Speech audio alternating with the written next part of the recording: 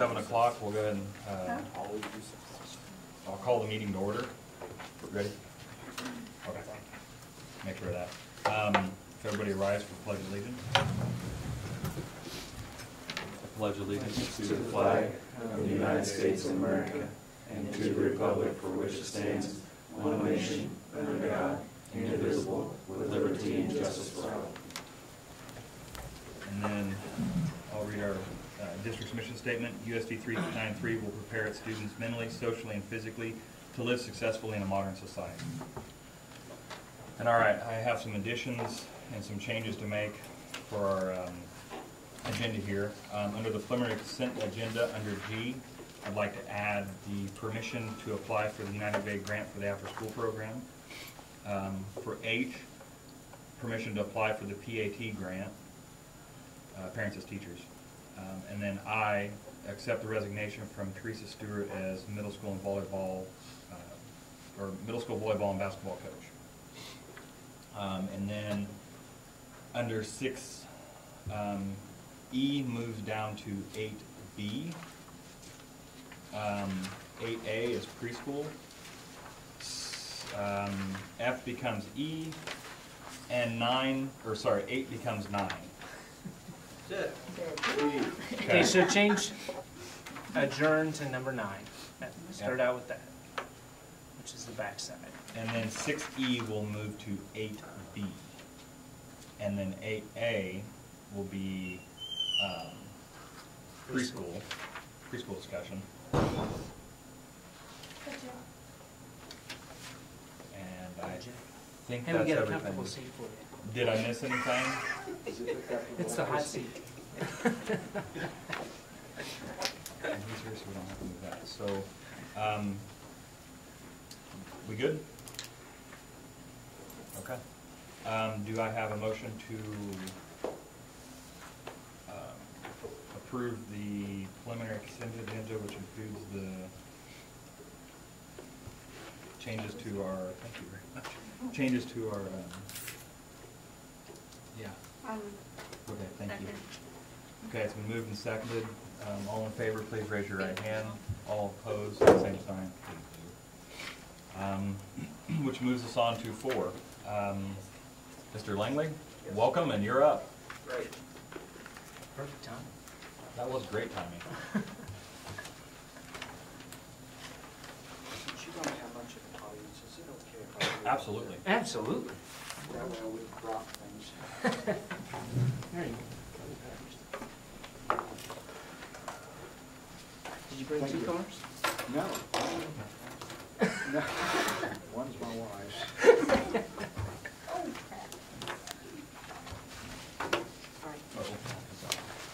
Yeah, I got him. Oh, I think I've got one. the one that you did last week. Oh, okay. No, probably That's not. the new one I Okay, did. okay. I'll go get some stuff. Or did Scott go get some? Scott went. Scott went. Sorry.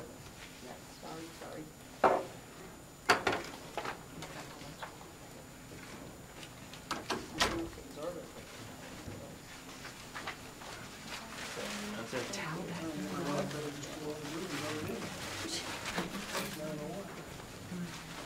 I didn't do that, You don't like that. did I? With your keys? Yeah. Your wife's keys, it's her. I wasn't wrong.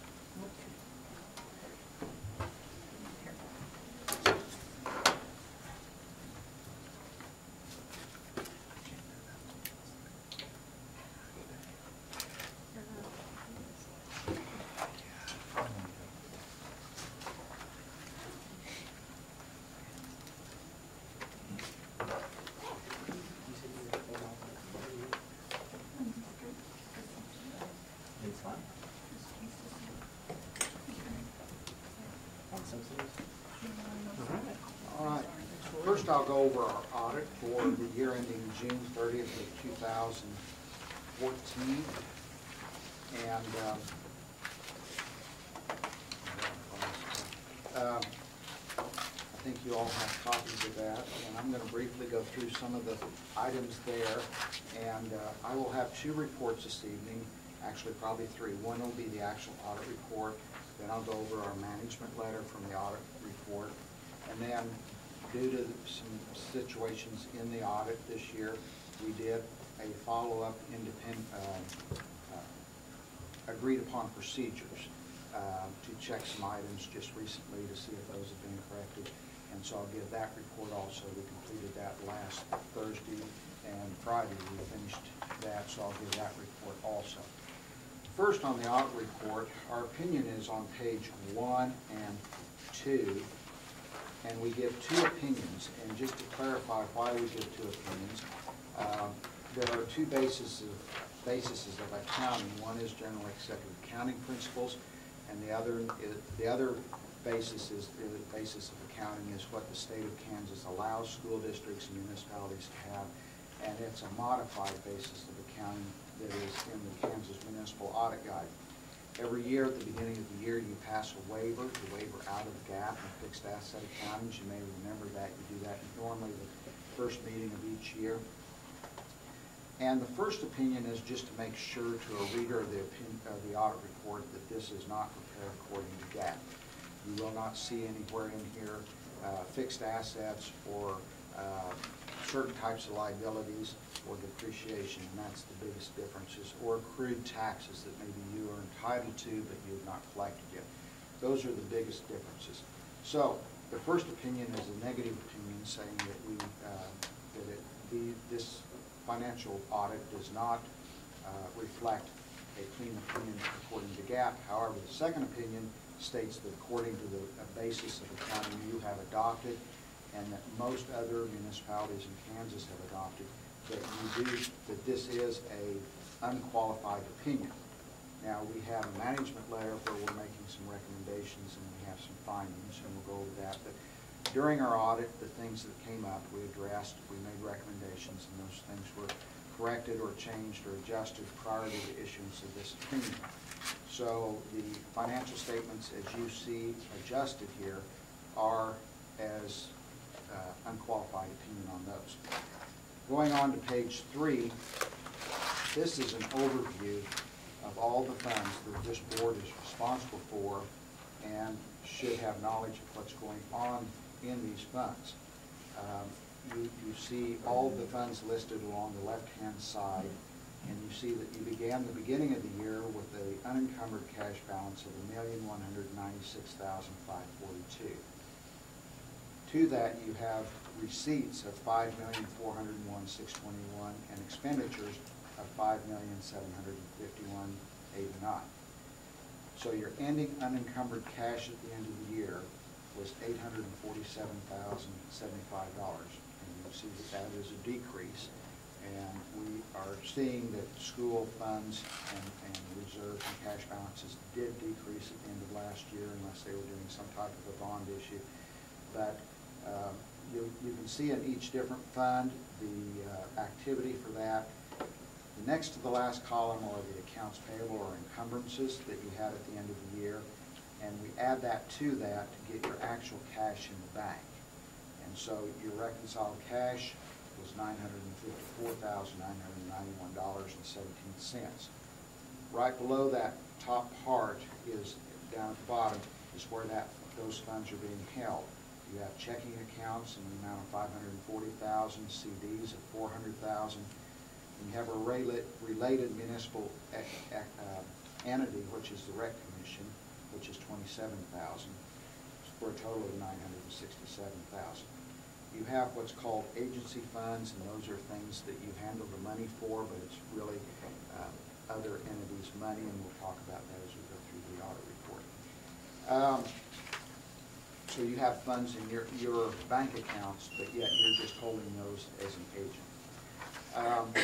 Following that sheet is our footnotes, and I won't spend a lot of time on there except to say that part of what we do there is to say whether or not you have any budget violations or whether or not you had any cash basis violations.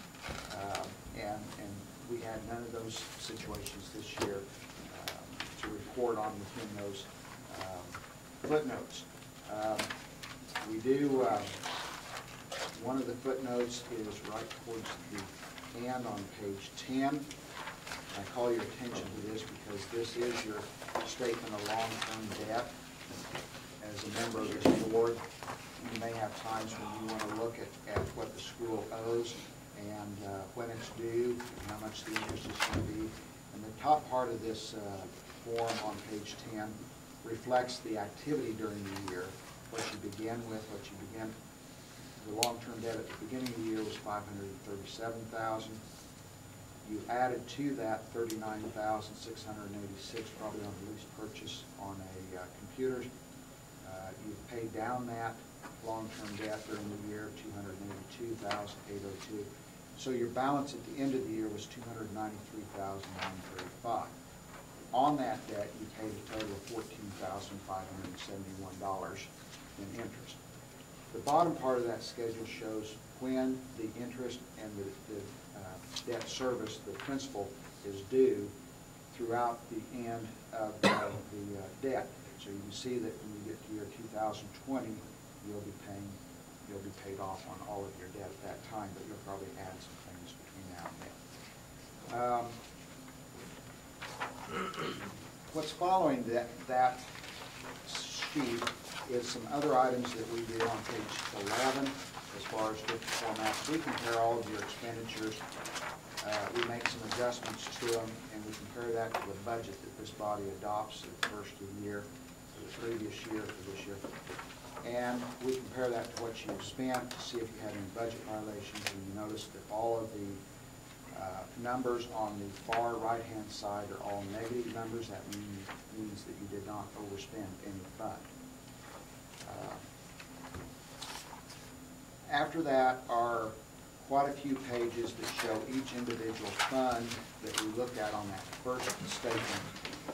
And if you're interested in any particular fund, whether it be general fund, food service, transportation, you can look here and see the details of the revenue or the expenditures.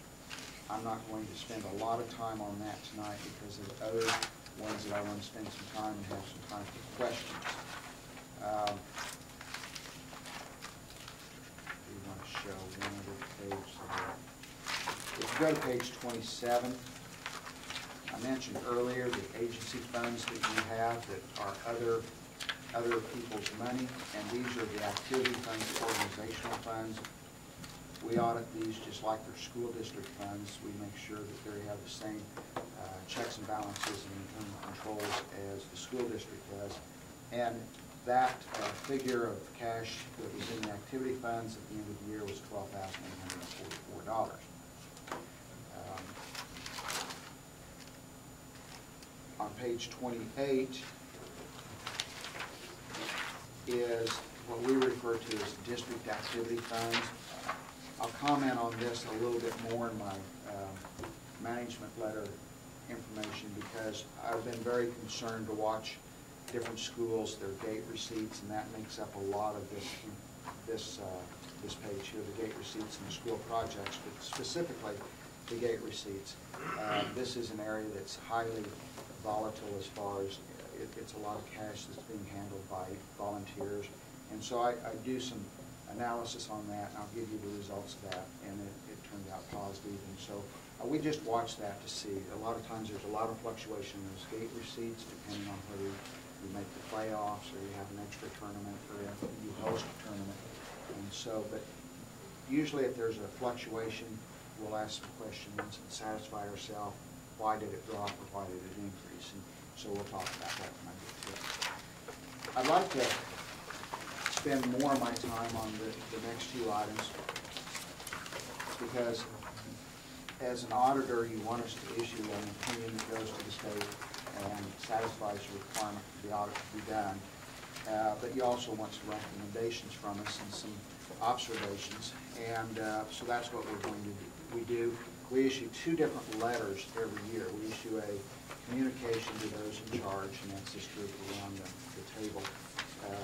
The first letter just states that when we were here, that we encountered no difficulties in receiving the information we asked for or in compliance with what we were asking them to do. So that's the first letter. The second letter has to do with recommendations that we're making, observations of what happened the prior year. I'm just going to go through those, and part of my report tonight is to say that some of the things that happened here have been corrected during the audit, and some of them have, there's been actions taken to change some internal controls and procedures since then, and we'll come back in to check to see that those have been done, and I'll report on that when I get to my last report.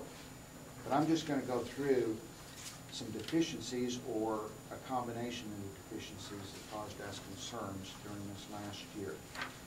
The first comment is that, and this is one that we do to all school districts that we're doing, we prepared the audit report, and I just want to make sure that you understand that normally in a perfect world, we walk in and this document's prepared for us, and you just hand it to us, and we just audit it to see that it's right.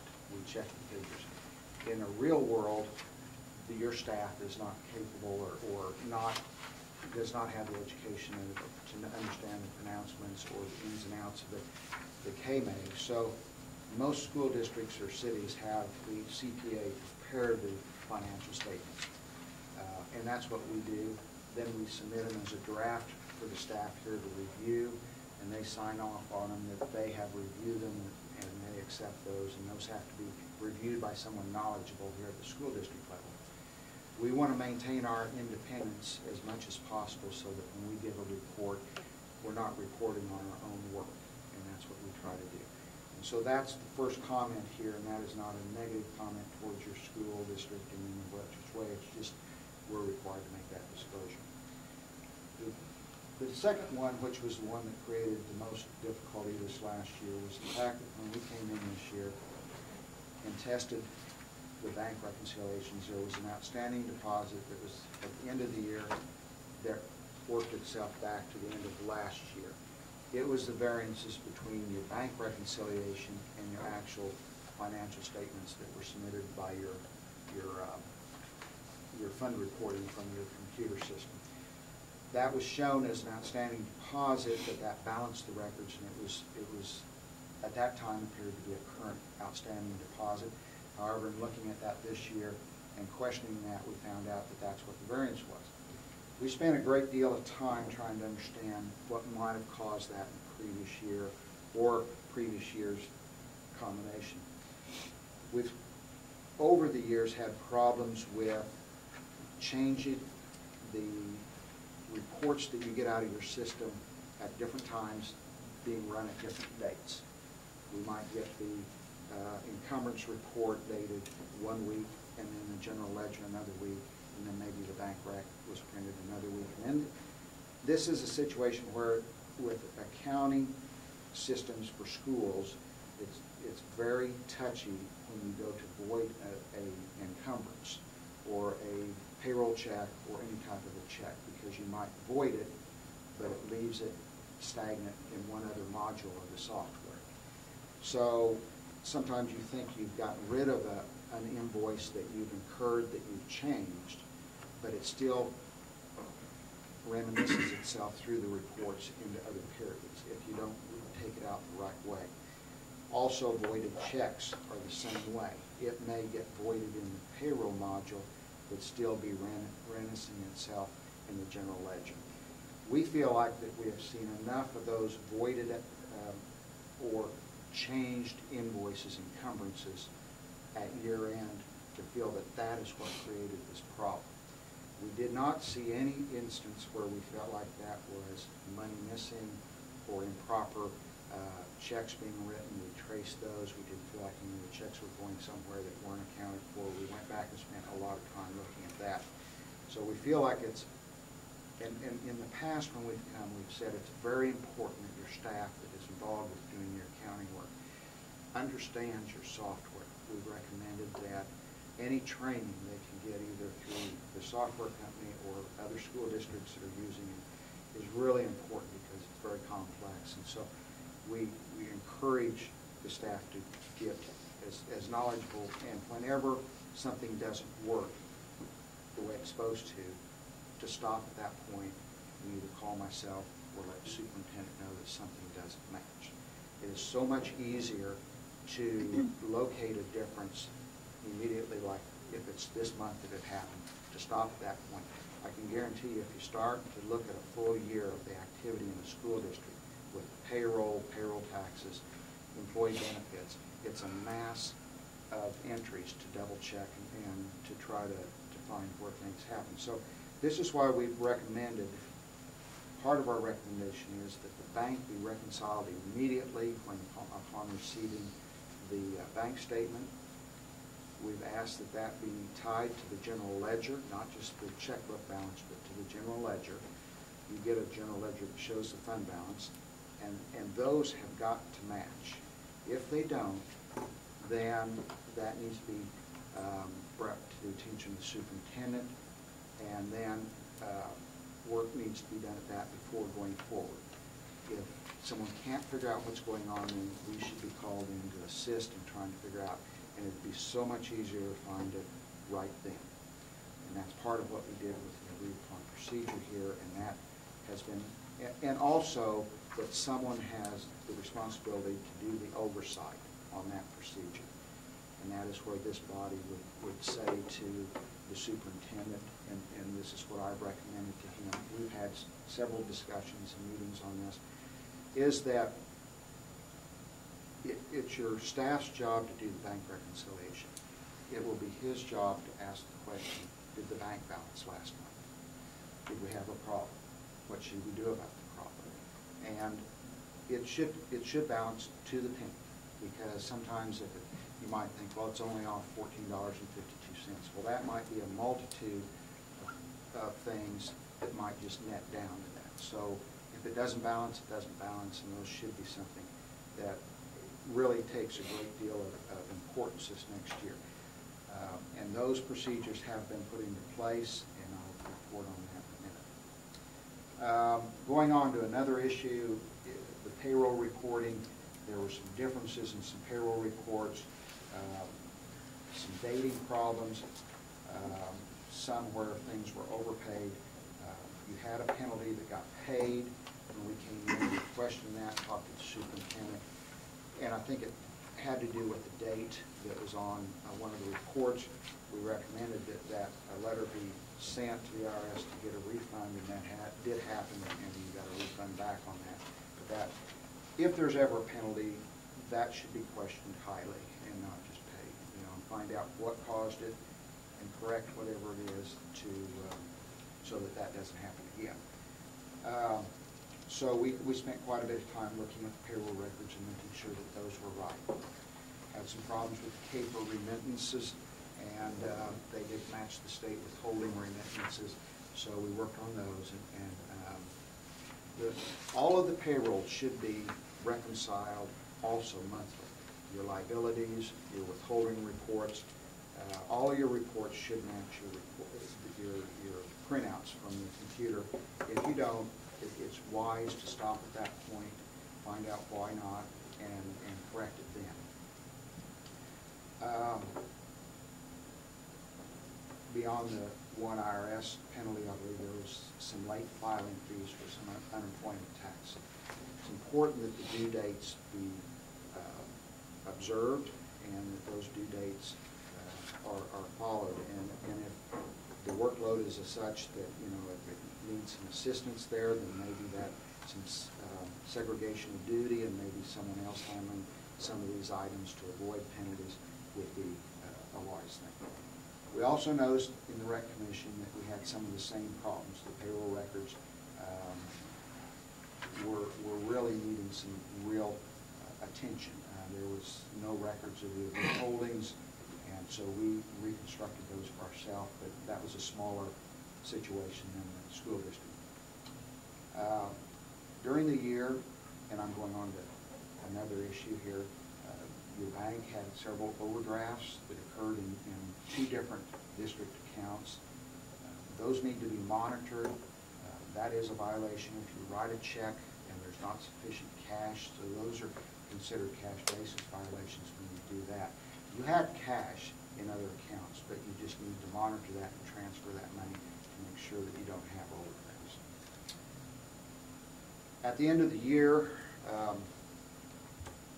when we come in and we've done our corrections, we do notice whether or not you have additional budget authority, and we recommend, and with the superintendent I mentioned, if you have unspent budget authority, it's wise to go ahead and find an encumbrance to spend that on, because if you don't do that, you lose state aid. And so we recommended, there was about $11,473 worth of additional budget at the end of the year that in comparing your budget with what was actually there. We made a recommendation that we transfer that to the contingency fund, and so we made a recommendation of that, and that was approved by the superintendent. That way you didn't lose future state aid. So that's important to make sure if you have a budget that you spend that legally adopted budget or the adjustment. We'll be glad to assist on that at year end. If I have some districts that send me the general ledger printout and the bank rec, and we'll work with them to see whether or not they have additional budget authority. The last item that we want to mention is that in your bank reconciliation, you have several checks that are being carried that are very old, some over 2 years.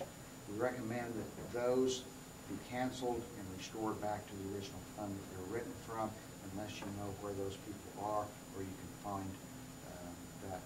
Dollar-wise, it wasn't that much. It's just something that you shouldn't have long outstanding checks. And a lot of times this may just be refunds for lunch money or something like that. You can look at that, and maybe the board can make a decision, get a listing of those checks, make a decision to either follow up and try to get that money to who they go to, or send it to the state as unclaimed property, or send it back to the fund that it came out of. 2 other things that I've mentioned. The engagement, at the time when we were going through this, we had several conversations with the superintendent, and I believe he had talked to the school president, the board president, and it was decided that it probably would be wise for us to come back in and see if some of these situations have been taken care of. The biggest item had to do with the bank reconciliations. We came in last week and we went back to July and went forward all the way to the end of February and on into information that we could see that was after that. We've issued a report that I've given to the superintendent today with the results of what we call agreed upon procedures. There are procedures that we came in, and those were specifically what we wanted to do. We wanted to, I'll just read the procedures we did and the findings. We performed a bank analysis using the bank statements from July through February, tracing the results of cash balancing per books to the respective general ledger accounts. Our finding was that with the adjustment that was made in the audit, that those balanced at that time and through from the period of November through February, those bank statements and those balances checked with your books. Details of client prepared bank reconciliations. We reviewed those bank reconciliations for accuracy and completeness, and those that we reviewed from July through October, from July to November, that's when that entry was made that we recommended, and from there forward, there were no variances in between the general fund or your fund reports and those bank reconciliations. We checked to see if the reports were timely filed. They were usually reconciled within 1 week of the end of the month. We checked all of the outstanding deposits and checks that were listed on the bank reconciliations for all of those months, found no variances. We reviewed the transactions occurring after February 28th. We traced those outstanding checks and deposits to the listings, and again found no variances. So at that point, the biggest concern I had, I felt like that had controls had been placed in to correct that and to monitor that. The thing that I just recommend is that continual oversight of the board and the superintendent to make sure that does this balance with the general ledger and is the bank reconciliation balancing. I think we will see that going better in the future.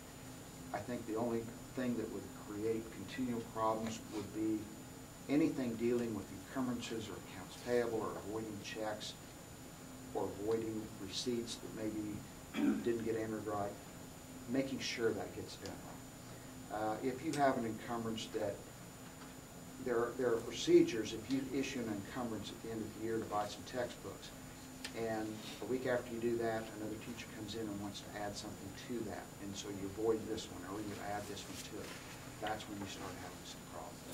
So there should be a situation where you say, okay, all encumbrances need to be in the school office such and such date, period.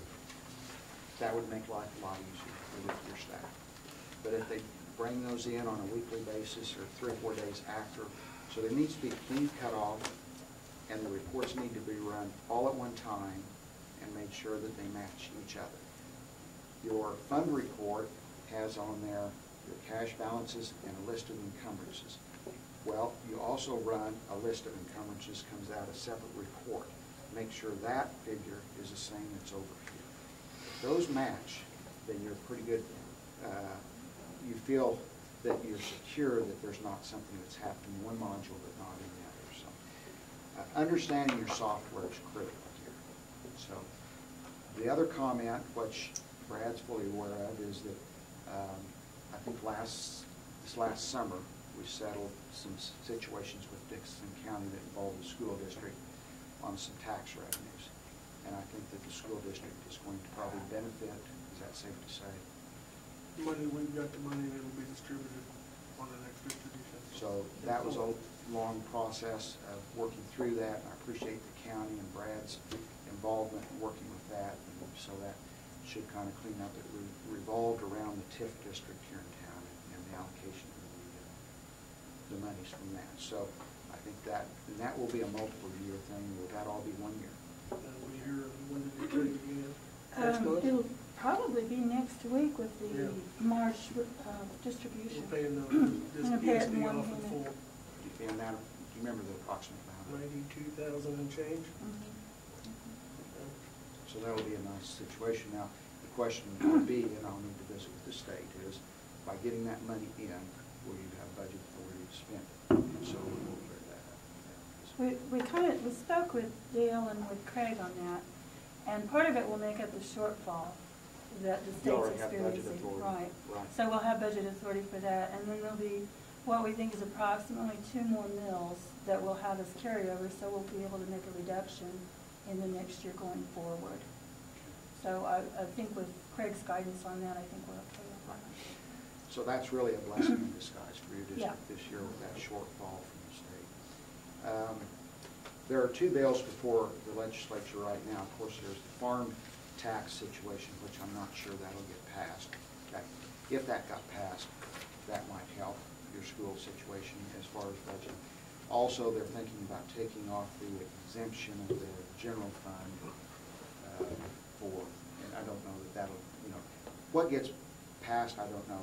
Probably the thing that will get passed is, and I've worked with both the tax chairman in the House and the Senate, and they both have identical bills that are being met on this week, and that is going forward, effective this current year, the way it's written right now, all passive income will come back into being taxable in Kansas, where in the last 2 years that's been exempt.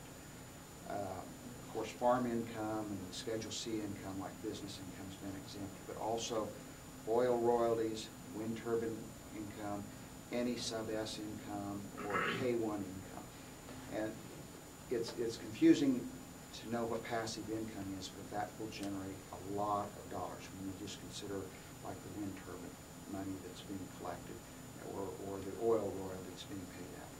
So that may be as much as $50 million it'll make up. So there is some solutions, but I don't know whether it'll get through I really think that is very likely to get passed because both the House and the Senate are in favor of doing something. So you may see some relief coming fairly soon. I've thrown a lot at you, and I would understand if you threw some things back at me. So, but I'd be glad to answer any questions. I noticed on the check register that there were a number of really old checks. Some of them, I think, almost 10 Those are not gonna go forward into the new system. I'm working with the support, and we're gonna clean all of those outstanding checks up. We're not gonna move them into the new fund accounting A system. couple of them I noticed without employees, do they? Current employees? I'll have to look at that. For a substantial amount of money, I think, several years old. But It'd probably be wise for, since there'd be a one-time situation of multiple checks and names, and that might be something that the board might want to, just like when you write off bad debts and that type of thing, it might be wise to bring that and have board action on it as far as what you decide to do. If you feel like that is due to a person and you feel like you don't want to be responsible for avoiding that, then you could send it to the state treasurer with the name of who that goes to. Then it would be up to them to find that person. And that by statute is normally what municipalities do, but there's times when you just can't find a person to go to, and it may be an expenditure that you never got. So those you could put back into the fund account.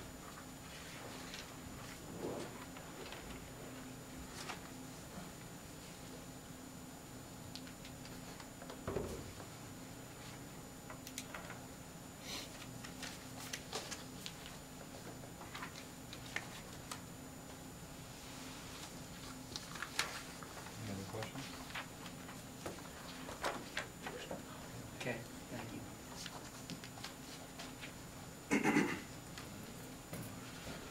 All right. Thank you very much. Thank you. And if anyone has any questions, you can contact my office. Be glad to answer them. If you have any concerns or anything through the year, periodically you can check and see if, it doesn't hurt once in a while. Check those things. That's what, it makes it easier if someone knows there's oversight. And that's, so I think that'll be a key thing. Thank you. thanks, Jim. Thank you very much. Thank you for letting me sit down for a minute. Sorry, I spilled.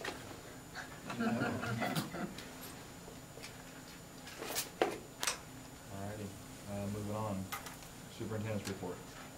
Well, sent this out. I hope that I got, I was asked some questions. I went back in. I tried to answer those questions in bold. But let's see. Trying to kind of hit some highlights. We did get the bus back today, and the bus is there's a little bit of a concern today. We heard a little squeaking, so I want to check the power steering fluid and that kind of thing. Those should have all been checked. But I've contacted Kenworth about it. But other than that, we did test run and everything worked great. So. I'm really struggling to find drivers right now. I think May will be a real test or a real challenge. Given we've got so much going on in May, and especially with field trips and those kinds of, all the elementary field trips typically take place in May. It's just going to be difficult to try to secure substitute drivers. I've got one. I've been trying to contact another that hasn't gotten back with me. I've got a couple who can be emergency subs. One I can only use 3 more times, and another one I can use 5 more times. But I just wanted to kind of alert you. We may get to a situation where I might, let parents know that, hey, we might have to combine these routes on this night or that night, and if that's the case, you may want to come get your kid. I mean, that might be something that they want to do instead of, if we had to combine 2 routes where they're waiting a long time. But we're trying to, I'm really trying to work through it. Spent quite a bit of time with transportation today. On that, what year was that bus? I thought The- you might have told us. The 97? Was it 9? 97? Yeah, yeah. And I know that you gave us the information before, but by changing that to liability, how much did we save on the, or what was the difference in? Oh boy, I didn't put that out. I'm sorry. I can get that to Do you. you remember ballpark or? No, because there were several of them that we did. I don't. I know that we felt like we were paying more than what the bus was worth over a year, and so. No, I don't agree, or I don't disagree with that. I'm just curious. Well, I know. I'll look up. We'll look those up, and I'll send that little spreadsheet out to you. That's all right, I'm sure it will. Okay.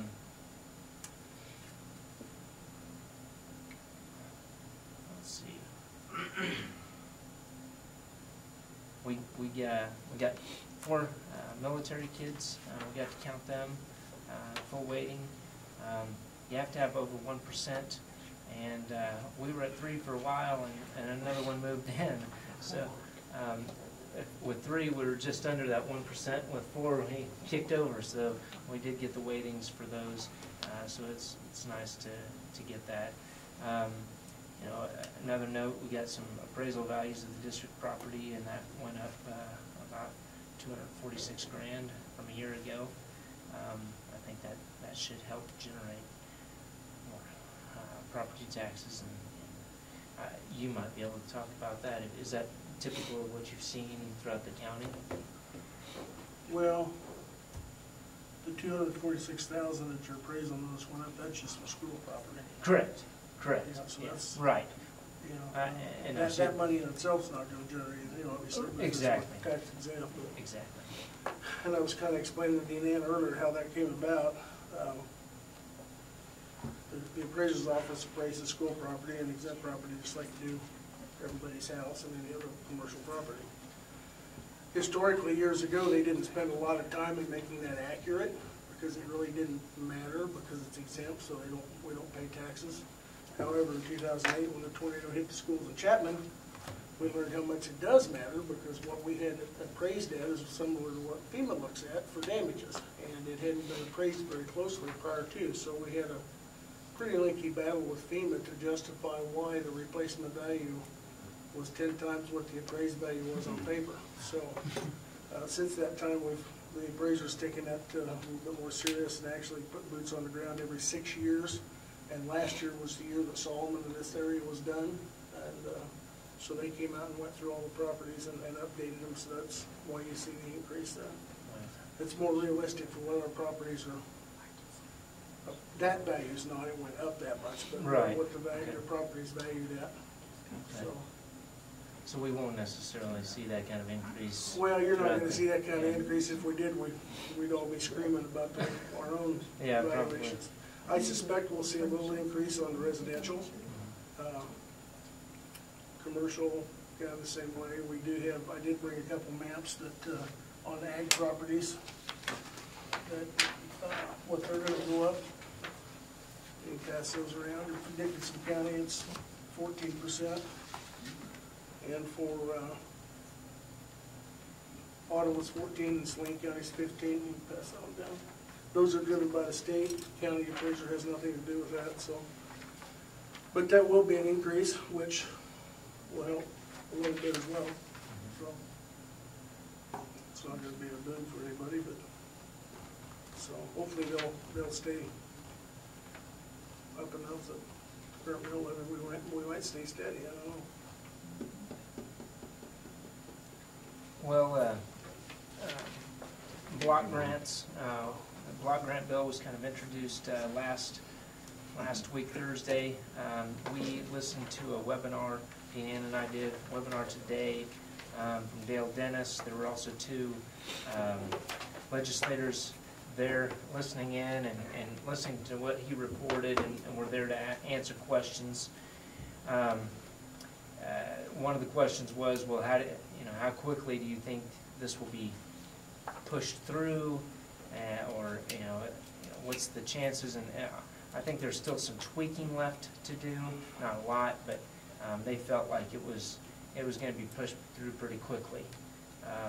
So I think we'll know here, I would think by April probably, what the block grant is actually going to mean to us, and how much we will be cut, or so it's not a matter of whether we'll be cut. It's kind of a matter of just how much, and so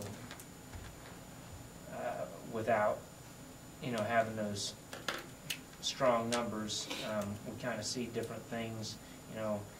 When they include capers in it. The whole idea of the block grant, though, is to give us more latitude in terms of where we spend that money.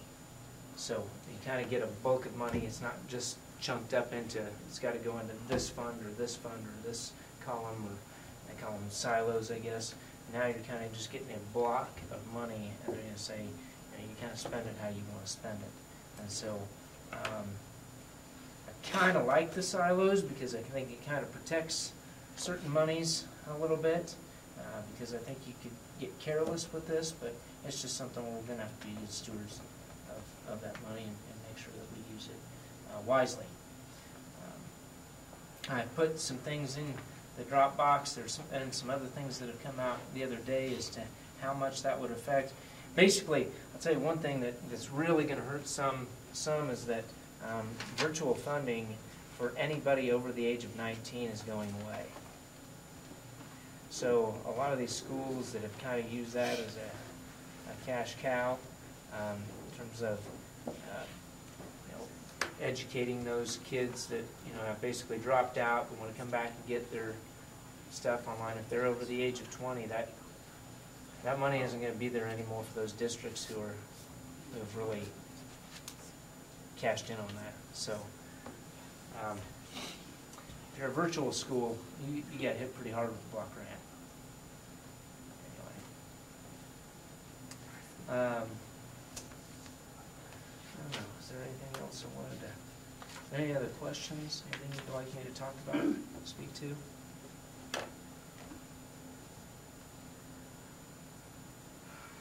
I might want to talk about track uniforms. Okay. That's the white elephant sitting in the corner. Yeah. I'm not sure where the breakdown in communication was, other than Mr. Nordgren, I believe, thought that he was going to get track uniforms this year. Given the cuts and things that we've been talking about, I told Jim a while back, I said, I think we need to hold off a year on those track uniforms. And anyway, I learned last week that they had already been ordered, and we had received them, and neither Mr. Dooley, me, or Mr. Cope, or Mr. Atkinson approved that order. It was done without a purchase order, and I think I attribute some of that accountability on the vendor to make that large of a purchase, but the purchase is in the neighborhood of $11,000. Mr. Norgren's a first-year coach, correct? Correct. So someone would have had told him that was out of rotation this year. I'm doubting he just knew that. Have we had trouble with anybody ordering uniforms like this in the past?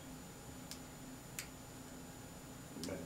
So that's my question is, I don't know how he would know to just order them. Somebody had to tell him. Well, assuming he was asked, what did he say? What did he say? When Just he was that, asked why he ordered them, or who told him to order them? Just that he misunderstood it? yeah, he said when he talked to Mr. Atkinson, he said Mr. Atkinson had said they'll have to. He didn't realize. Well, I shouldn't say that he wasn't real specific as to, he was under the impression that he was supposed to order them. Who gave him that impression is my question. I think Mr. Atkinson did. How, I mean, at the time, and that was back first, in that last semester.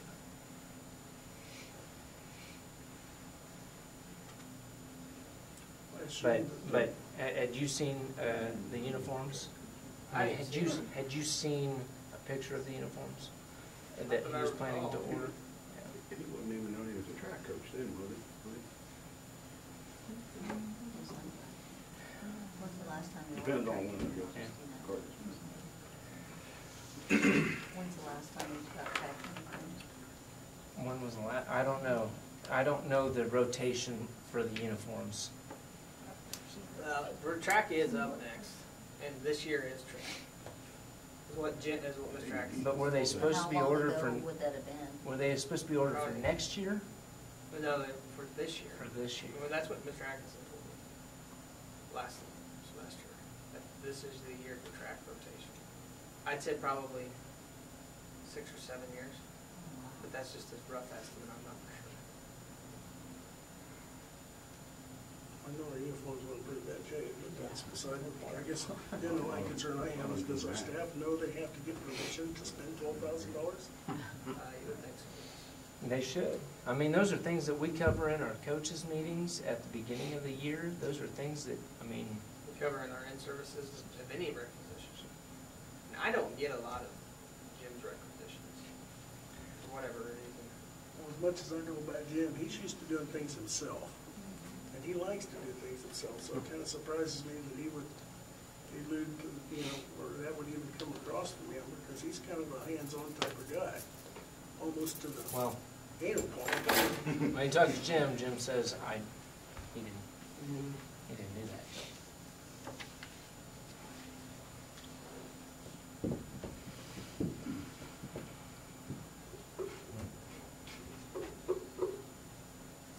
Open up some license. Oh, I think it must be nice, that kind of money. That'd be great. You have to slash those. Like, when we do uniforms, do you do warm-ups too? I mean, is that part of the uniform? Would be for track, I would Okay. imagine. Because they need them, it's really cold. These are the first uniforms that have been bought since I've been here. Yeah. No, I bought football. Yeah. That was before me. I think we got them like when I got here. We didn't buy them when I was here. We would have bought them in We the got before you got here. Oh, yeah, we did volleyball. We did volleyball. Football was ordered the last year. No. The last principal was here before. Swing. Uh, He ordered black.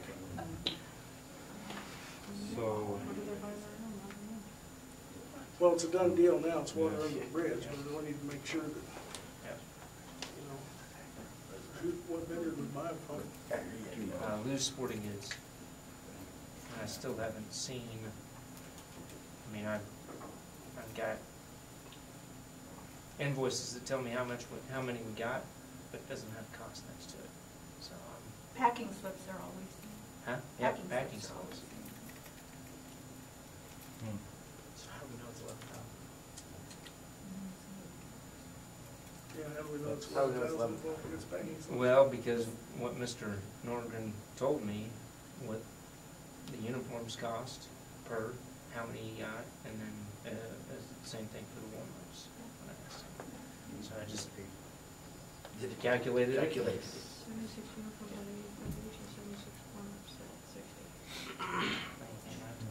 $11,020 or something.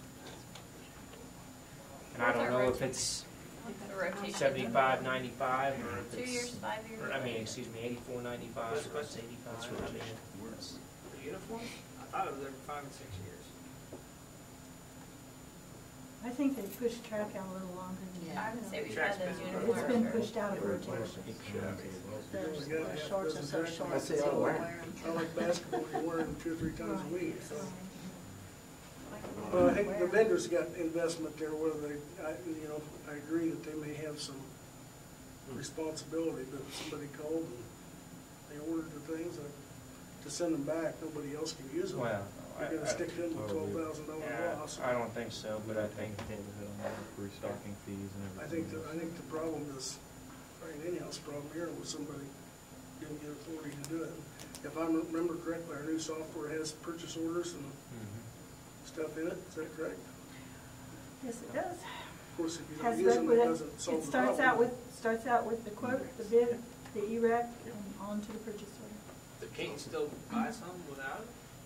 Oh, I'm sure, I'm It's sure like you you could. can now. Obviously, Doesn't just prevent like it from you can happening. now. I mean, Yeah. right now, you- Absolutely you can. Pick up the phone and they take it.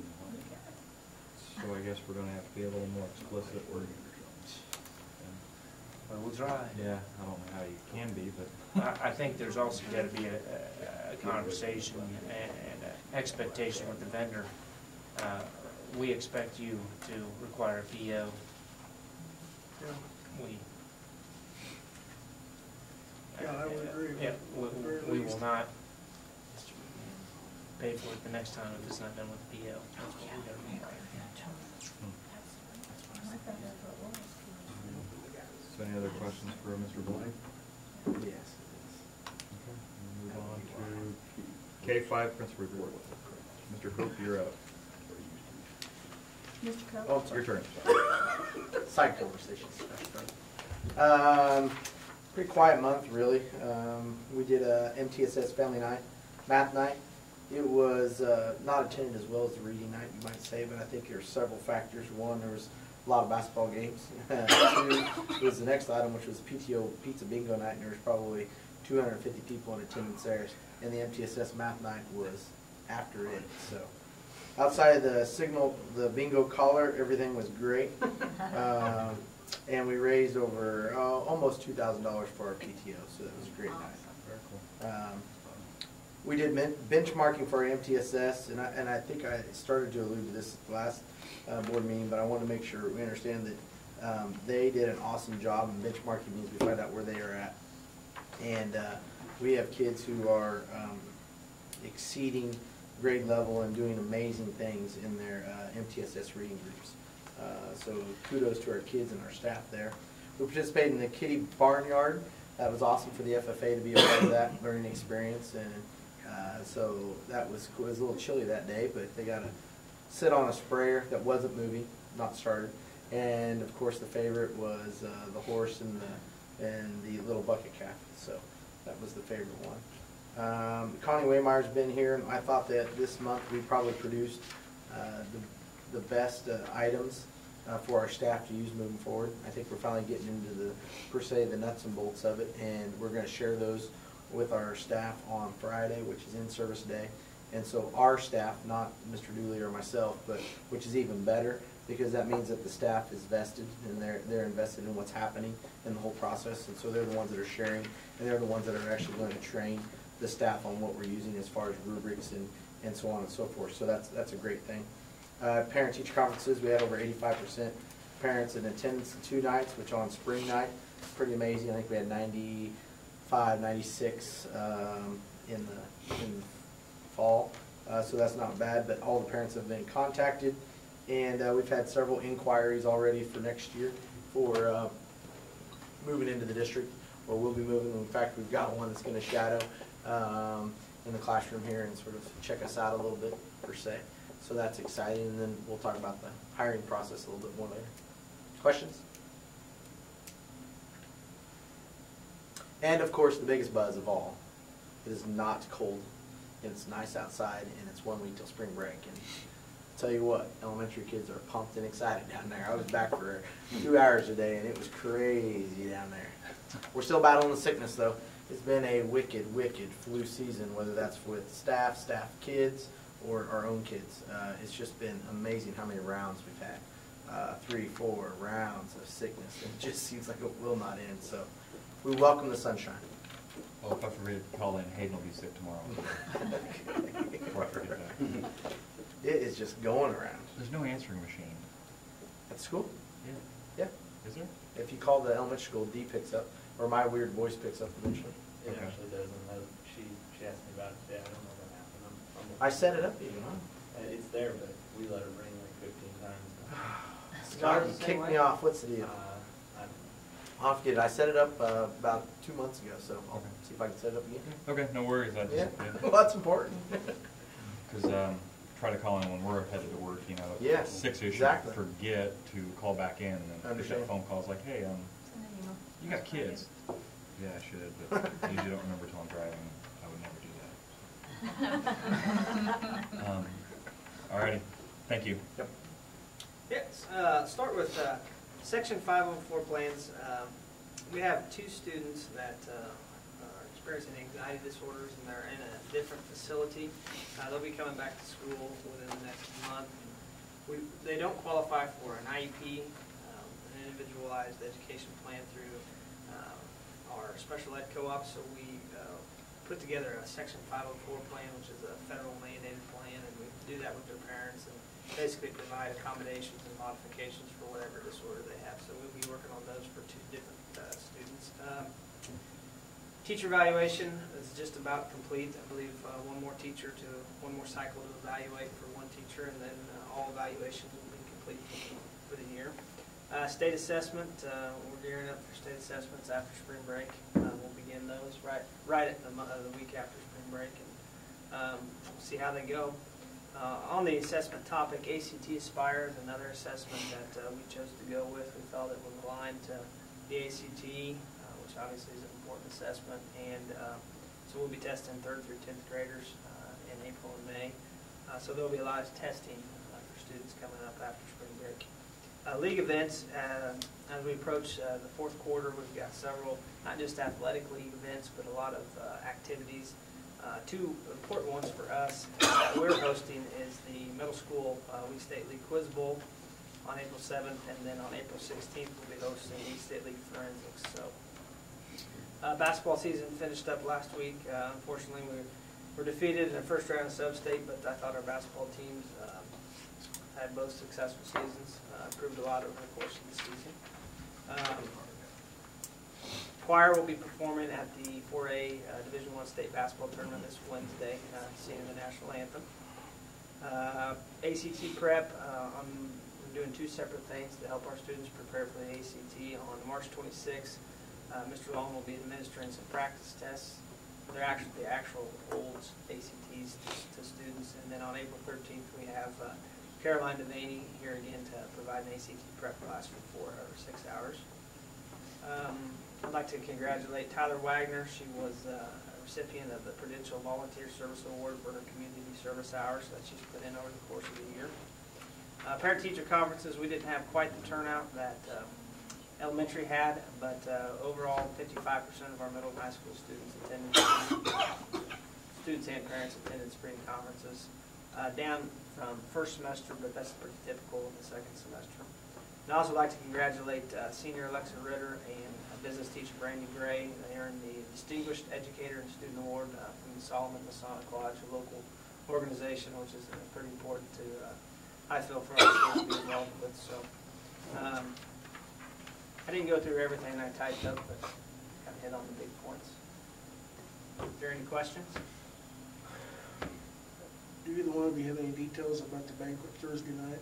Couldn't find anything on the website. Parents supposed to bring anything? Yes, parents are supposed to bring. I just got an email from Ms. Patterson. Probably that'll let somebody know since it's. Side dish. I'll put it on the website. I'll put it on the Facebook page too. Yeah, I'll put it in announcements tomorrow. Kind of snuck up on me. Just a Kind of side snuck up dish. on us too. I didn't know about it. This is my first go around. And I will put it in announcements tomorrow. Ms. Patterson asked me that today. We were in Hayes all day today for a career fair. Came back to nice weather and wild kids. One because of the other, maybe. Yeah, Exactly. Any other questions for? They were just as wild when I brought them home tonight. But hopefully that means they're healthy. Alrighty, technology report. Good news, hopefully. Ish. Depends on how you look at it.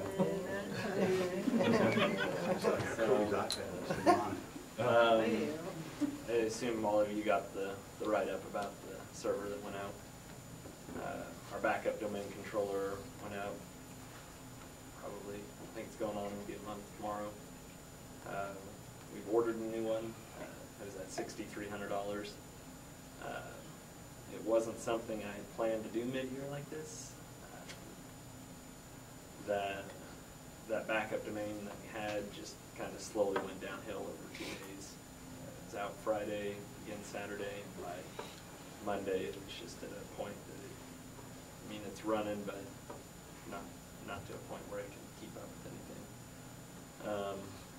So we ordered a new one. With that, included in all of that cost is a replacement. It will take place of 3 servers that are in there. One that was purchased in '99, one in 2000, one in 2001. So we got quite a bit of life out of those servers, but this will cover the replacement of all 3 of those servers. It will also consolidate this summer. We're moving our libraries software. We're consolidating and hosting that. So we won't have to pay for the server. And then I'll move our print server. So all in all, we're looking at dropping 6 servers by the end of the summer. If we were to keep all of those servers, going forward in June, Microsoft will discontinue support on them. So, and the official figure hasn't come out on this, but I think it'd be around $1,500 a year you have to pay in support for those if you want to keep them. So for those 6 servers, we'd be looking at $9,000 just to keep them running in the year. So not necessarily bad. Not a bad thing. Like I said, it's not something I planned to do mid-year like this. Definitely this summer I wanted to do something. I just wasn't quite sure, so this all kind of came together pretty quick. And then also in that, the rest of our servers are on 2008. So when we get this one installed, we'll move everything up to server 2012. So, and that will put our oldest server in there, purchased in 2008.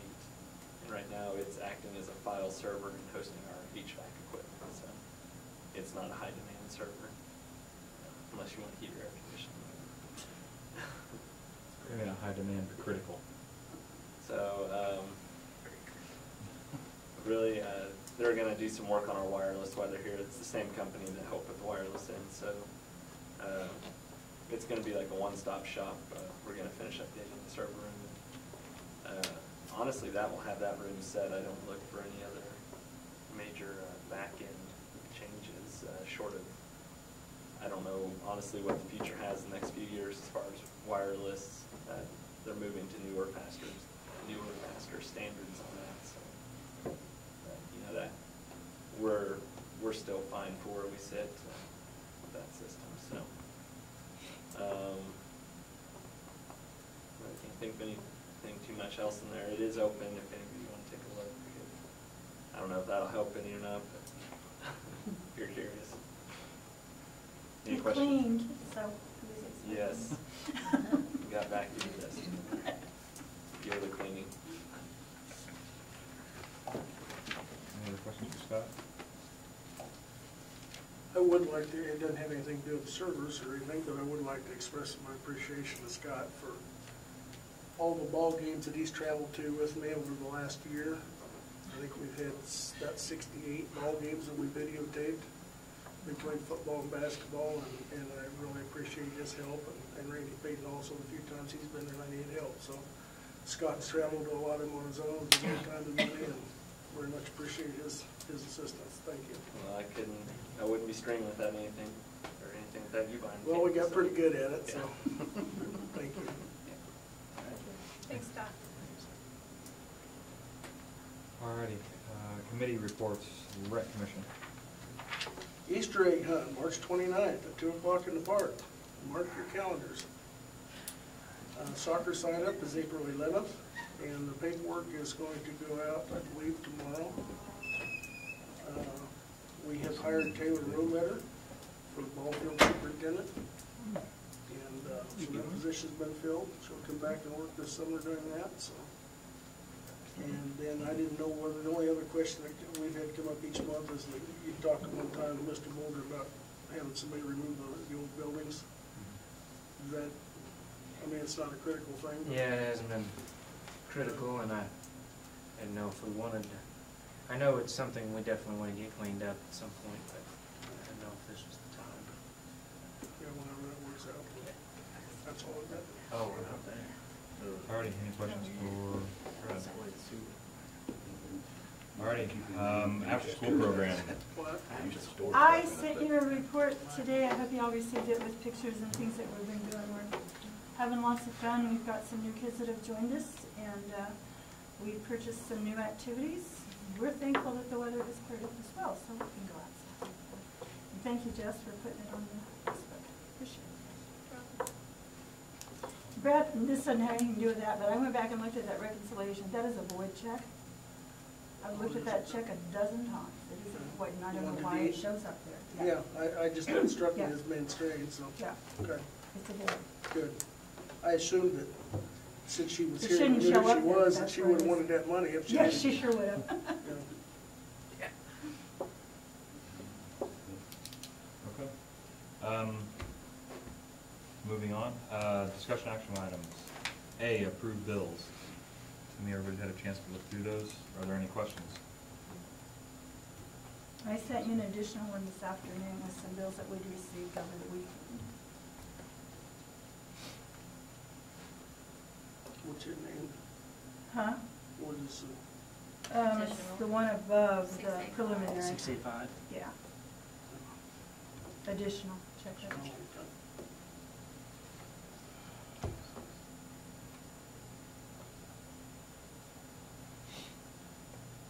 How much more how long will we use cross and justice? Just through this year. That's it? Yeah. I think she's got one more time she comes out.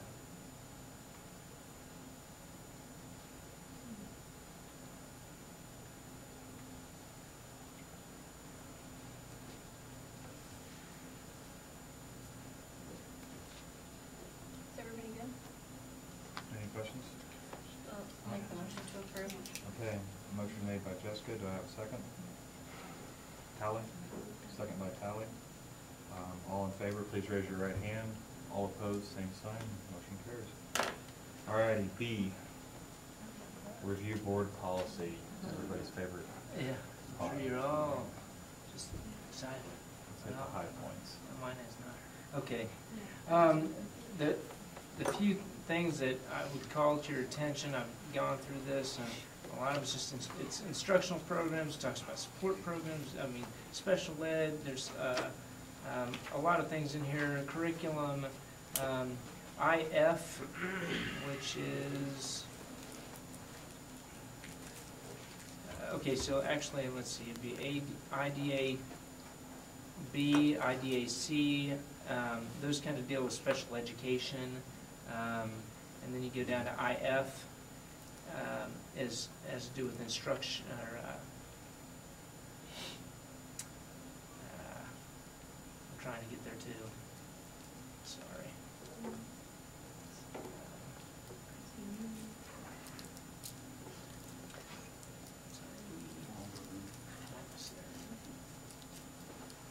IF is just textbooks, instructional materials, and media centers. Kind of points to your what you're using, your curriculum. IFAB is something that you had approved and adopted, I believe in January and February, but it has to do with supplemental materials.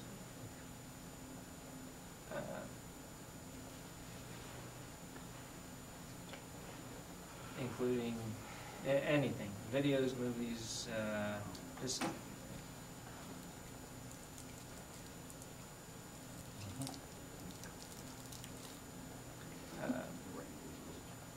then IIBF,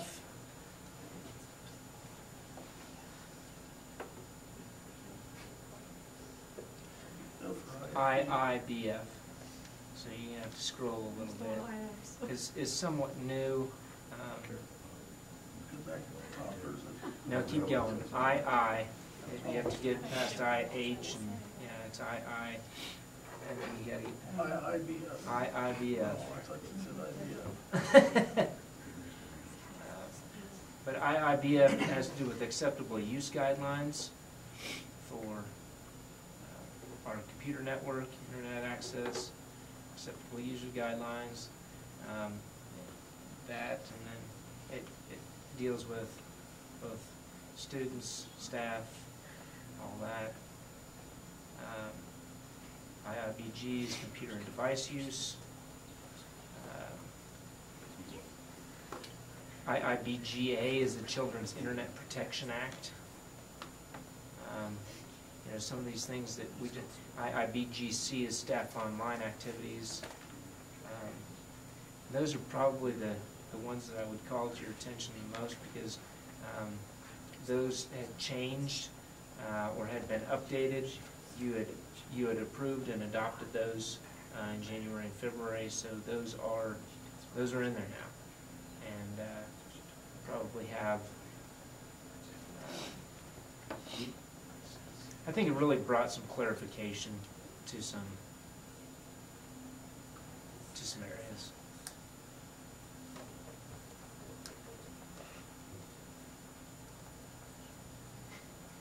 I thought that IKCA, which has to do with homosexuality and AIDS education, I thought that might have changed in terms of because of, you know, protection and confidentiality protection, that kind of thing with the AIDS education and that, but it really hasn't changed much. So that was one of those that I was kind of concerned about and wanted to get an update. So I've got the update in there. Again, hasn't changed that much, but we need to probably. You did that in the preliminary consent agenda. You approved those new board policies, IF and IKCA. You'll adopt them next month, and then they'll be part of your board policies. So those would be the new. I stuck them in there so that you could see what. And that's. I mean, those are the highlights. You can read all of it if you'd like. And it's good. Yeah, there's a lot there.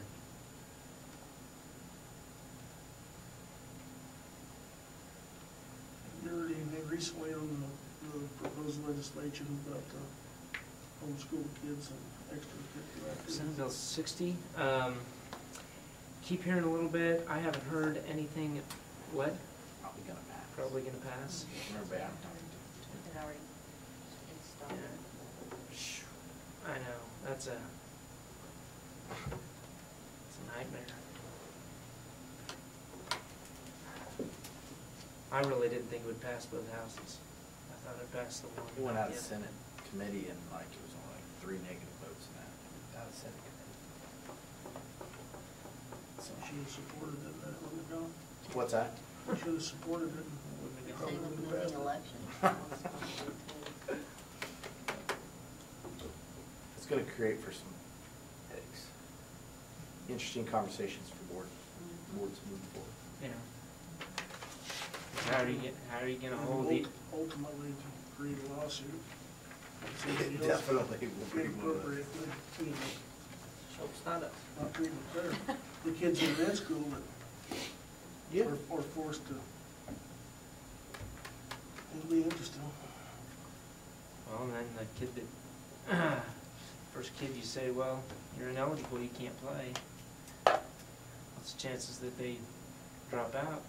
Homeschool, but still Homeschool, play. and then they're asking to. Now you can play the next Now you week. play.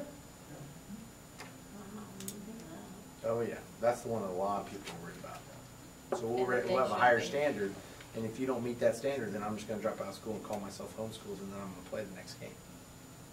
And if not, then I've got my lawyer over here ready to go. Yeah, but can't we put something in our handbook? That will be board policy. Okay. But if it's a state statute, I don't know, can you go Get against over that? there. Can't override You state gotta go against state statute if they make the law. Fun stuff. Alrighty, any other questions about board policy, section I? Moving on, Wonders Curriculum. Well, after going through Board Policy Section I and really spending some time with it, I realized last year, as a elementary principal, we had some real gaps, we thought, in our reading curriculum. Kindergarten really didn't have anything, wasn't really being challenged. Third, fourth, and fifth were all on novels, and we just didn't really have anything defined. And you know, the big talk was leveled readers, and leveled readers basically allow a student in a class to have, you know, if I'm a lower kid or a middle kid or a high kid, you know, I've got different, basically the same text or the same story to read at different levels, and so that I can get the story more at my level, and as I get more comfortable with a lower level, then I can move up, or you know what I'm saying. And so that's been a real push with the Kansas career college and career ready standards. And so you know, we looked at a couple of different what do I want to say, series, and what we saw and what the elementary staff saw is that everything that they were learning from Connie really fit in with Wonders. The Wonders series was basically just kind of aligned to what we were learning in our professional development. And so, you know, we talked about, boy, if we could really get this would really help. I know that I talked to you about Wonders earlier in the year, but I don't know, I was kind of waiting to see whether we could do it at the end of the year. I mean, and so at the end of the year, I thought, man, they really need something. And so I went ahead and got the curriculum, Wonders curriculum for K-3, 4, and 5. Never had it approved by you, and that was a mistake.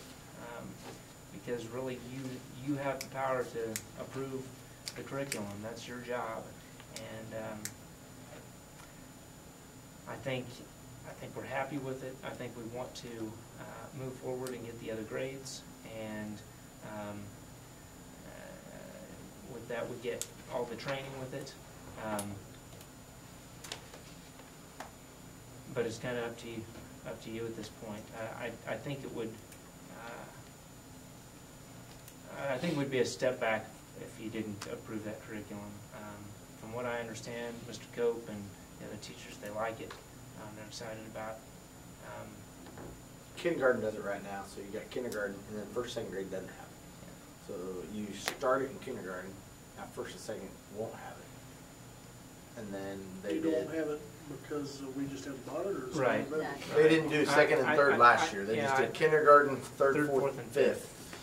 And then obviously with us bringing down sixth grade, we need to add sixth grade. Honestly, the first and second grade had an older series that they were comfortable with, and it worked. And I thought, well, may not be able to do all of it, but let's do what we can, and then we'll get the rest of it the following year.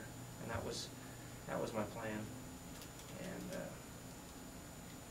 so is there not value in doing it so that they're all on the same curriculum? Oh, there's a lot of value to doing it, so they're all in the same curriculum. Right. That's what I'm afraid of, is that your kindergartners, if you don't, Right. unfortunately, then they're not going to be continuing along that curriculum line. So The leveled readers are amazing. The leveled readers, what Mr. Bolger was talking about earlier, is exactly what we need.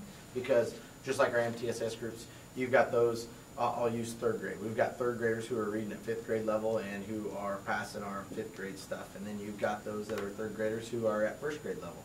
Well, they can pick the books within that series, within the curriculum designed for third grade, and they can read the content at fifth grade level, or they can read it at first grade level, all getting the same content, but related to wherever they're at. And so the leveled reading part is what makes it so important. It differentiates instruction pretty much. yes. So you might have 8 different people, 8 different levels. And so that's the nice thing about it. And so you're right, there's a gap now because we have first and second who don't have it. What's the cost associated with upgrading? For those, well, for those two, for first and second, it was going to be about $10,000. But when we add sixth grade to the elementary, if you add the sixth grade, then there's an additional cost, okay? And so, I would assume another $5,000. close. The leveled readers is where you get into your expensive, because think about it, if we all read at a different level, Right. that's the problem, that's the expensive part of it. So you're talking to add all 3 grades, okay, hold on, okay? $18,957. Spend a lot more track uniforms.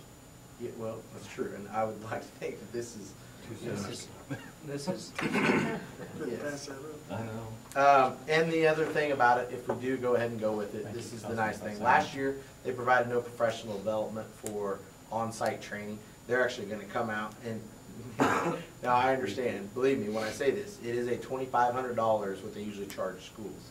They're gonna throw that in, which they should, after spending the money last year and this year. that's We one all of the know things we that. talked about. But last year, they wouldn't do it for them, whereas this year, if we buy the curriculum and finish it out and get everybody on pace, then you get the on-site training for your teachers. Which, if you ask our teachers, they love it, but the other part, they don't know everything about it, because we got the curriculum, what was it, in August, and, you know, it's just like anything, they weren't properly necessarily trained because they didn't come out, and so. Well, they did come out and present it. And They presented it, but they went didn't through do a the lot of training. things, Yeah. but yeah, it didn't. But, you know, when, Just pretty much one.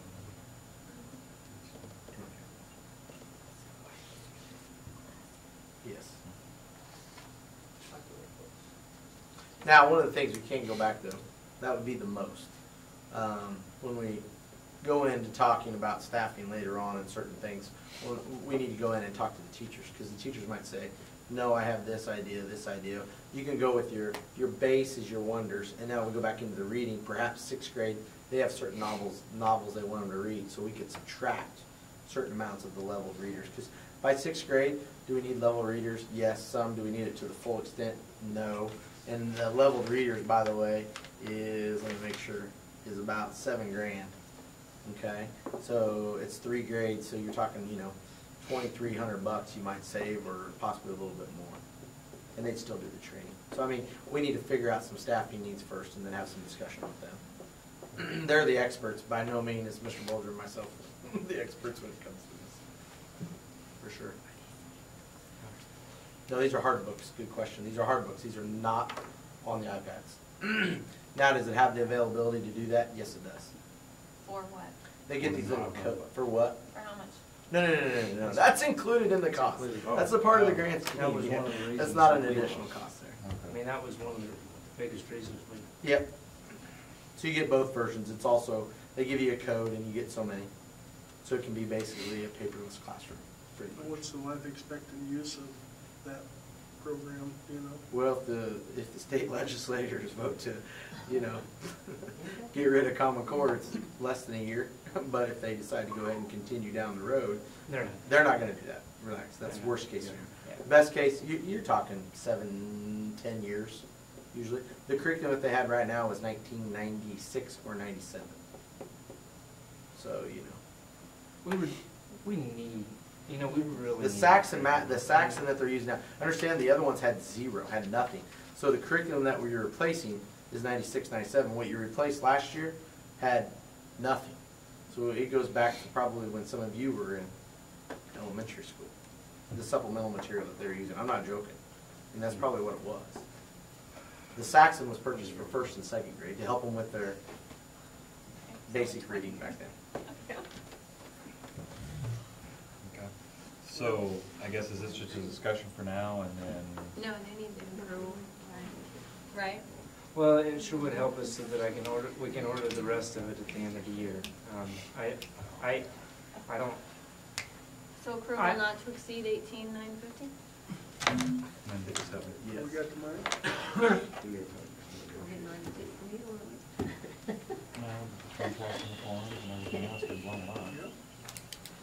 Do we have the money? That's a serious question. We have quite a bit of money in textbook revolving, we could use part of that, and part of it out of general fund. And if we just wanted to go, like I said, we could also just go first and second. We can discuss that with them. I mean, by no means do we need to give them, I mean, I need to sit down with them and ask them, you know, a little bit as well when we get into the staffing. So, Those are certainly critical years of a child's life. We need to make sure. The we first get and it right. second The grade, first I and think, second is are very, very- very essential that you Yeah. approve those. The sixth grade, if we want to maybe discuss that a little bit more, I'm okay with that, but we really need to, the first and second is very important. They won't give us any kind of discount if we go 3 grades instead of 2. We have the discounts of the Yeah, training. yeah. And you get the training if you just go K-5. I mean, that was, which is, like you said, yeah, K-3, 4, and We 5. have to teach without books. Exactly. Yeah. We approve a certain amount, you don't So- necessarily have to spend that much. Right. so I guess what's the amount that you're looking for approval for tonight? The 18,957? That'd be top dollar amount. Okay. I'll make a motion to approve the Wonders curriculum as presented, not to exceed $18,957. I'll second. Moved by Jessica, seconded by Denise.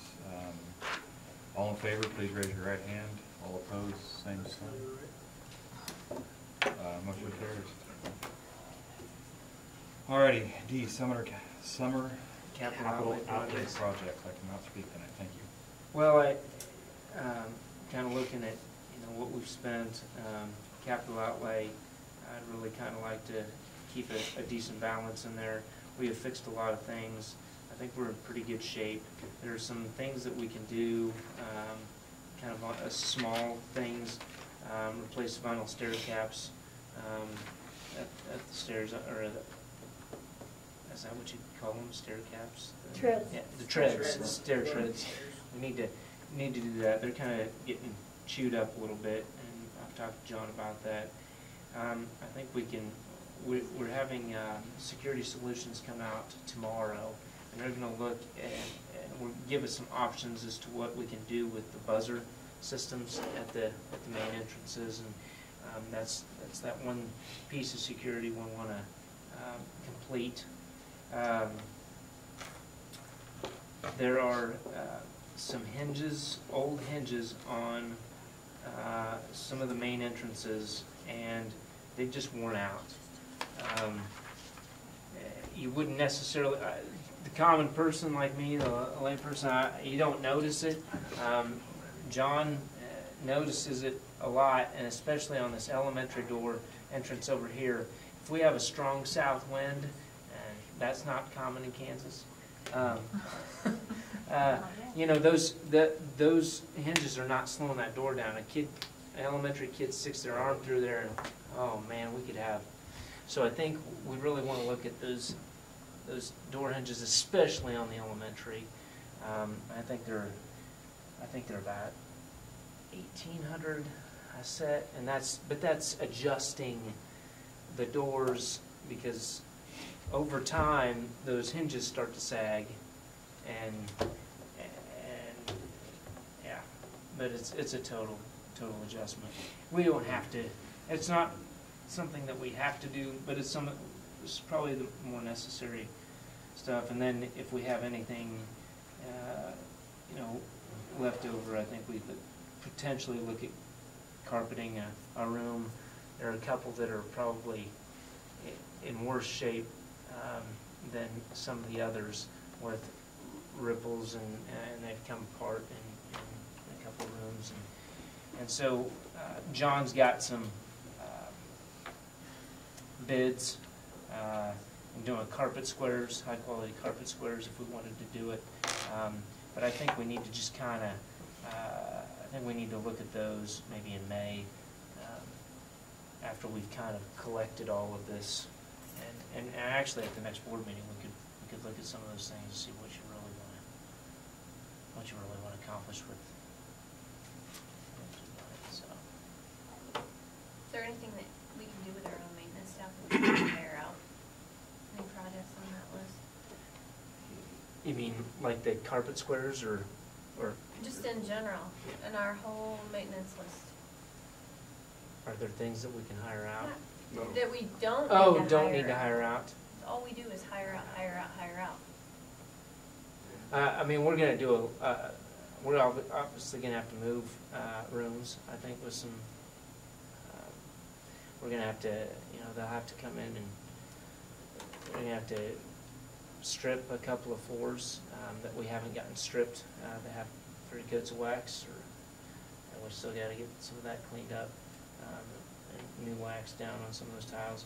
Yes, we can do some tile work around here that wouldn't necessarily have to be hired out. We should be Yeah, able the to do stair- those we should be able to treads. do We've stair done these treads. stair treads Yes. before. Stair treads, If they're cut right, we should be able to do that. I wonder about like the rooms if we're gonna carpet, I know Abilene has several kids that help in their IT department in summertime, jobs. And I don't know that you could have, surely we could, if we wanted to employ a couple of kids, they could tear carpet out oh yeah, rather than paying a carpet installer. So that's the thing they don't like to do, right. which is very labor intensive and expensive, but if we hired a couple of kids to do some of the grounds work and stuff at John's discretion and have them do some of that, it's just an idea. Yeah, I think that's, and John, I have even talked about that, just using some kids. So not only does it come at a less price, but those kids have a little bit of a personal interest in things Right. after they help do the work. And they help employ a couple of local kids and maybe we wouldn't have a job otherwise, but I'd rather put it in their pockets than pay the extra fee to somebody carpet company. And that's where you have problems getting the carpet companies to come in, because they're so busy. I know we had, when we were still doing the mowing, we had one of the twins that we employed there for a while, doing some of the work. I forget, Jesse or one of the other boys. So we used to hire some help, some help, so. Yeah, we've hired several kids through the years. It's great. Had the Watson boy. I think you let a little one go here, or a door here, or carpet here, pretty soon we got a trash facility. We gotta keep up on it. I agree.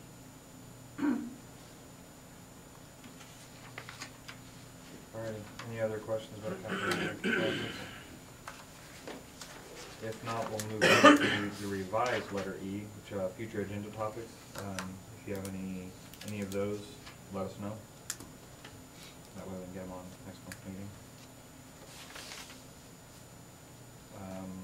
Moving on further, executive session, discuss non-elected personnel. Let's see, probably start with about 30 minutes. Do I have a motion to go into executive session to discuss non-elected personnel to include the 3 administrators? So we'll start with the 30 minutes. So moved. Okay, motion by Jessica, second. Second by Todd. All in favor, please raise your right hand. All opposed, same sign. Motion carries. We'll shoot for 30. There are cookies over there, Todd. So what do you have, 840? Is that what you have? Yeah.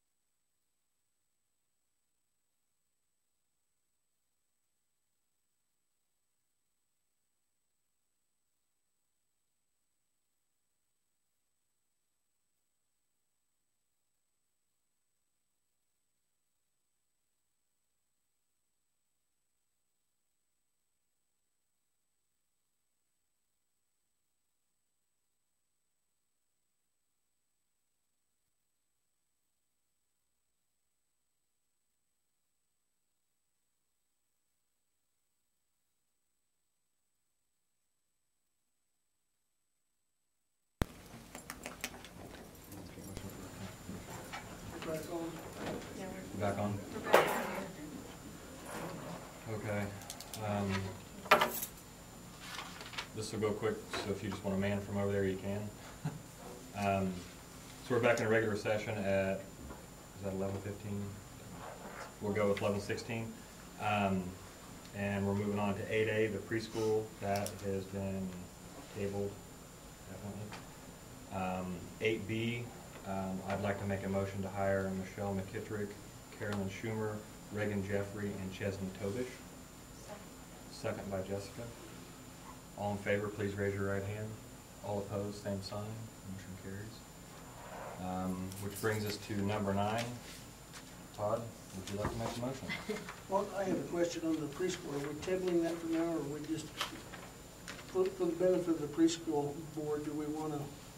That's going to be, it's not something we're going to act on for next year, I guess. Right, and I think that it might be a benefit to them if we Notify made them. that statement, Okay. let them know that we'd like to Fair enough. look at maybe for the following school year with plenty of time, but And for next year, see we what don't think it's in either budgets one and of our yeah. best interests, yeah. Okay, fair enough. So that being said, alrighty, number 9. Now you can go. Would you like to make a motion to adjourn? I'll make the motion to adjourn. Do I have a second? Second by Denise. All in favor, please raise your right hand. All opposed, same sign. Motion carries. We're out of here. Thank you, guys. Thank you. Adios. Show you people. Yeah, you shut the fire off, you want me to shut the clock? Hey, Brad. Kobe's lost sleep over his iPad meeting with me at the board meeting. There's guys, they go back and you have to put in our passcode because I know I left mine on. Bro. He's probably. Too late.